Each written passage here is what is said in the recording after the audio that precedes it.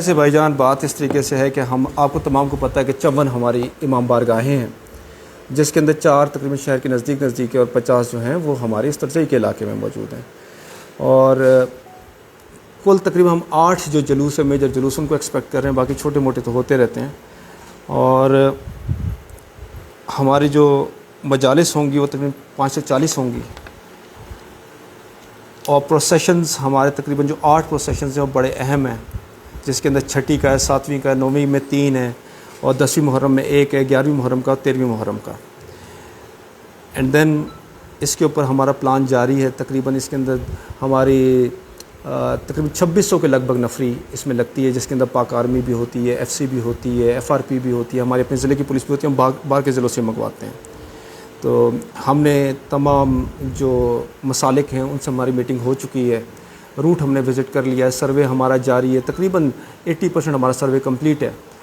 اب اس کے اندر آخر جو فائنلائز جو چیزیں ہیں اس کی ہماری 1-2 میٹنگز ٹی سی کے ساتھ چند چیزیں ہیں وہ رہتی ہیں انشاءاللہ۔ البتہ ہوپ فلی کہ جس طریقے سے پہلے لاسٹ ایئر ہمارا محرم کا انعقاد ہوا تھا، جس کے لوگوں نے کہا کہ بہت اچھا ہوا تھا، ہماری کوشش ہوگی کہ کم از کم ویسا یا اس سے اچھا کیا جائے،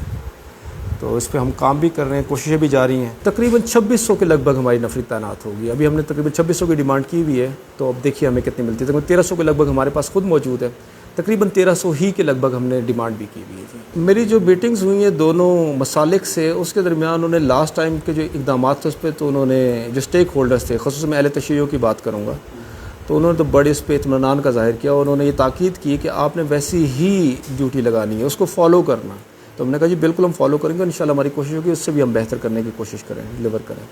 اور پھر اہل سنت کے ساتھ بھی ہماری باتیں ہوئیں، جو چیزیں اختلافی مسائل ہیں، اختلاف تو موجود ہے، شروع سے ہی موجود ہے، اس کے اوپر تو آپ کو پتہ ہی ہے جس طرح سے ہسٹری چل رہی ہے، پر ایز سچ ابھی تک کوئی ایسی چیز جو کہ الارمنگ یا لوپ ہول کوئی ایسا ہو جس کو لازمی کور کرنا وہ ہمارے سامنے نہیں آئے گی۔ جہاں تک یہ چیز کہ جو چیزیں ریپیئر کرنے والی ہیں یا چیزوں کو آرڈرز میں کرنا ہے، تو ہمارے پاس مختلف محکمہ جات ہیں، سرکار کے محکمے ہیں، انہوں نے یہ کام کرنا ہے۔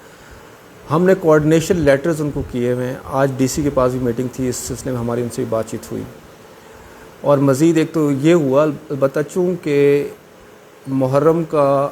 پرامن انعقاد وہ پرائمریلی ایک پولیس کا شو ہوتا ہے، پرائمریلی پولیس، آلدو کہ اگر دیکھا جائے تو اس کے اندر اور بھی چیزیں انوالو ہوتی ہیں، پر چونکہ لا اینڈ آرڈر آج کل سب سے پیراماؤنٹ چیز ہے تو اس کے اندر ہماری انوالومنٹ بہت زیادہ ہے، تو ہم کنٹینیوسلی جیسے ٹی ایم اے ہو گیا